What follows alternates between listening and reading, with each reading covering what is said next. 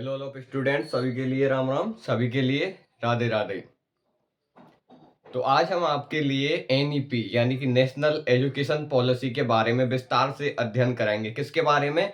NEP यानी कि national education policy. समझ रहे हो ना? नई शिक्षा नीति आई है, कौन सी? 2020 में। उसके बारे में अध्ययन कराएंगे। अगर वीडियो अच्छी लगे तो चैनल को सब्सक्राइब करें, लाइक करें और कमेंट करें, क्योंकि आपकी जो ये प्रतिक्रियाएं यही एक अच्छी वीडियो बनाने के लिए प्रोत्साहित करती हैं। समझ रहे हो ना?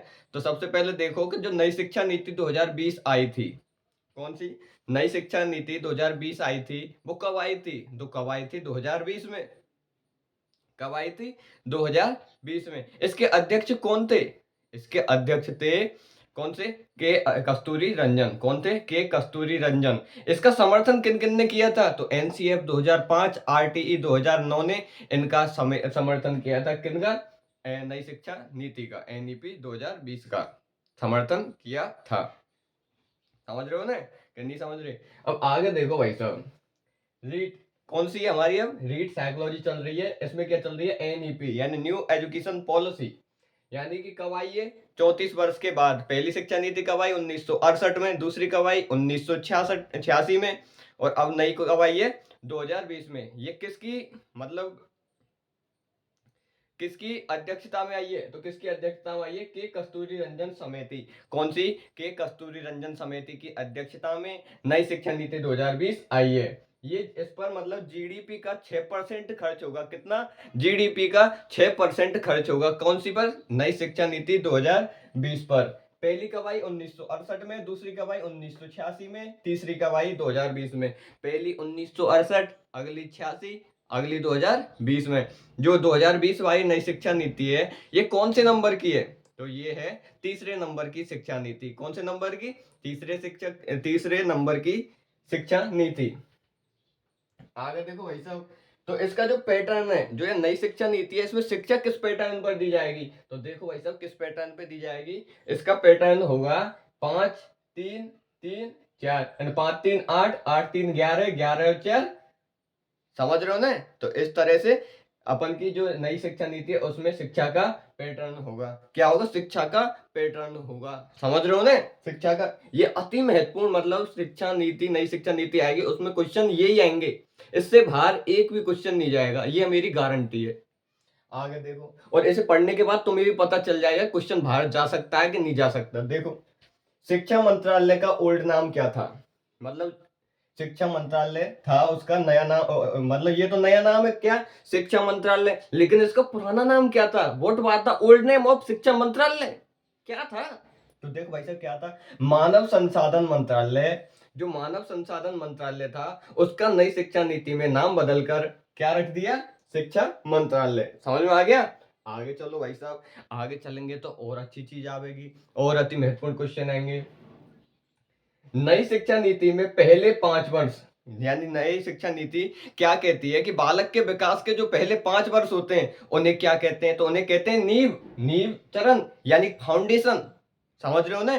फाउंडेशन स्टेज होती है कौन सी? पहले 5 वर्ष तक। फिर क्या है? कौशल विकास कार्यक्रम यानी कक्षा 6 से क्या स्टार्ट हो जाता है? कौशल विकास कार्यक्रम हो जाता है। क्या? कौशल विकास कार्यक्रम यानी हाथों से क्रियाएं करने यानी विकास करने के लिए बालक प्रोत्साहित हो जाता है। कब? कक्षा 6 से स्टार्ट हो जाता है। मातृभाषा में यानी कि बालक को कक्षा 5 तक, कब? कक्षा 5 तक उसकी मातृभाषा में, मदर टंग में क्या दी जानी चाहिए? शिक्षा दी जानी चाहिए कक्षा 5 तक। समझ में आ गया? अब इससे आगे चलो भाई साहब, अति महत्वपूर्ण क्वेश्चन है। अब यूं देखना है कि भाई साहब नई शिक्षा नीति आई तो इसमें क्या बदलाव हुए। देखो भाई साहब क्या हुए, तो क्या बदलाव हुए? एमफिल समाप्त। यानी पहले एक अपन की डिग्री थी क्या? एमफिल, और समाप्त कर दिया। अब एमफिल नहीं होगी। क्या नहीं होगी? एमफिल को समाप्त कर दिया नई शिक्षा नीति 2020 में। एनईपी में व्यवसायिक क्षेत्र में डिप्लोमा यानी जो नई शिक्षा नीति है उसमें अपन क्या है कि व्यवसायिक क्षेत्र में डिप्लोमा होगा। वो कितने वर्ष में दिया जाएगा? 2 वर्ष में। कब? 2 वर्ष में। एनईपी में जो व्यवसायिक डिप्लोमा होगा वो 2 वर्ष में दिया जाएगा। समझ रहे हो ना? हाँ, आगे चलो भाई साहब। अब पीएचडी हेतु क्या आवश्यक है? मतलब भाई साहब अब हमारा मन कर गो कि हमको तो पीएचडी करनी है, लेकिन हमको यूं नहीं पता होगा होगी कैसे? तो अब पीएचडी करने के लिए कम से कम 4 वर्ष की डिग्री अति आवश्यक है। कितने वर्ष की? यानी कि 4 वर्ष की स्नातक डिग्री होना हमारे लिए अति आवश्यक है। 4 वर्ष की जब तक डिग्री नहीं होगी स्नातक की, हम पीएचडी नहीं कर सकते। क्या नहीं कर सकते? पीएचडी नहीं कर सकते। और एमफिल बंद कर देगी नई शिक्षा नीति ने। आ रहा हो समझ में? शिक्षा शब्द कौन सी भाषा का है? यानी कि जो शिक्षा शब्द है वो कौन सी भाषा का है? अति महत्वपूर्ण क्वेश्चन है, 100% आ सके। तो भाई साहब लैटिन भाषा का है। किस भाषा का है? लैटिन भाषा का है। कौन सा? शिक्षा शब्द। देख लो भाई साहब, लैटिन भाषा का। आगे चलो।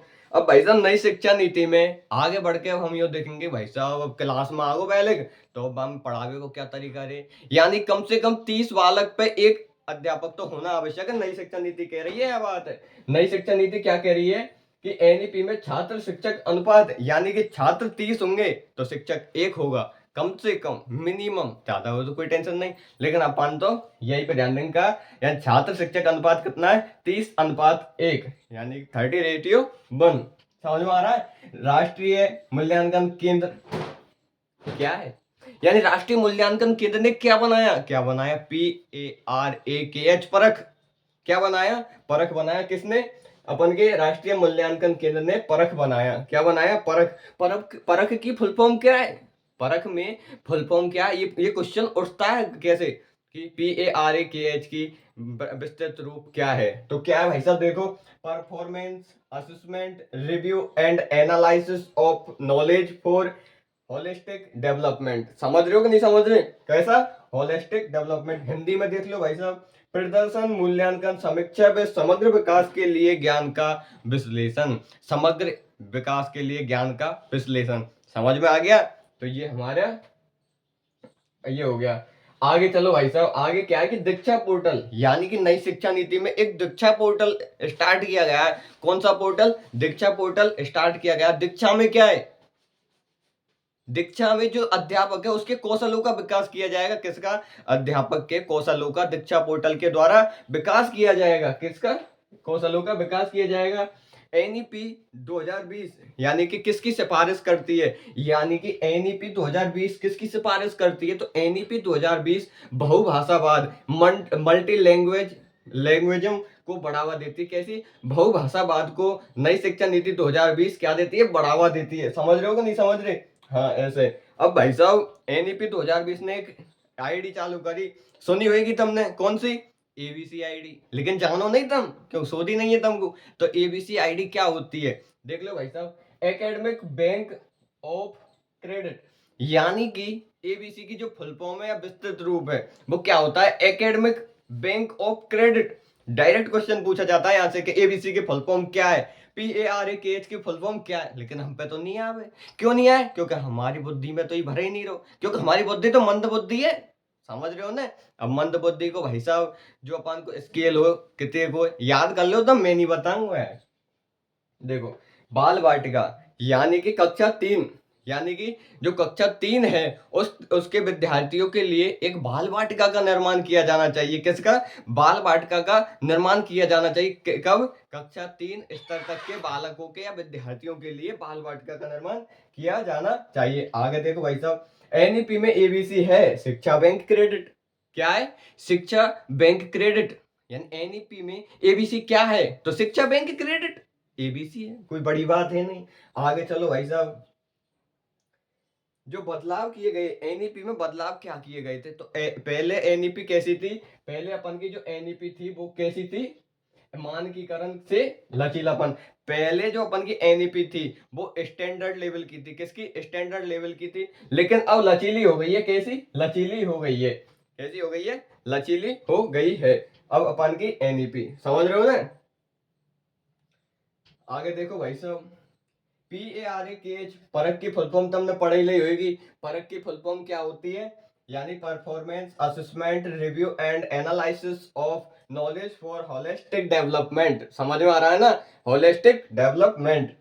आगे देखो, एकेडमिक ये हो गया अपन का बाल वाटिका, यानी कक्षा 3 तक पारिभाषिक शब्दावली दी गई है। यानी कक्षा 3 तक पारिभाषिक शब्दावली दी गई है। पारिभाषिक शब्दावली का नाम क्या है? बाल वाटिका। समझ में आ रहा है ना? क्या है नाम? बाल वाटिका।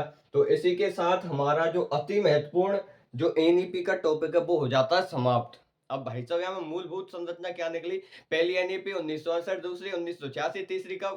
2020 में। कौन के वहां पे समर्थन पे? RTE 2009, NCF 2005, Yashpal committee. समझ रहे हो ना कौन सी? यशपाल कमेटी के द्वारा। आगो ना समझ में? 1993 के कस्तूरी रंजन समिति के अध्यक्ष बनी यहाँ की।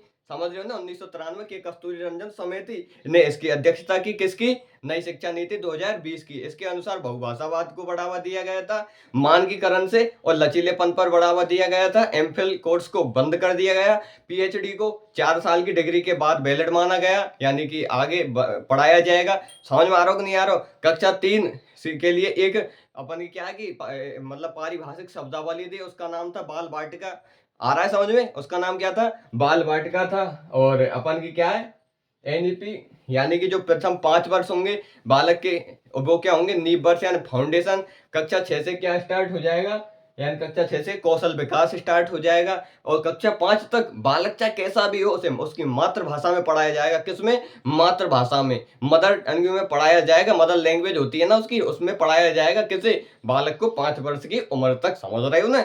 ऐसा हो जाएगा। एबीसी क्या होता है? एबीसी होती है एकेडमिक बैंक क्रेडिट। समझ में आ रहा है ना? तो ये हो जाती है।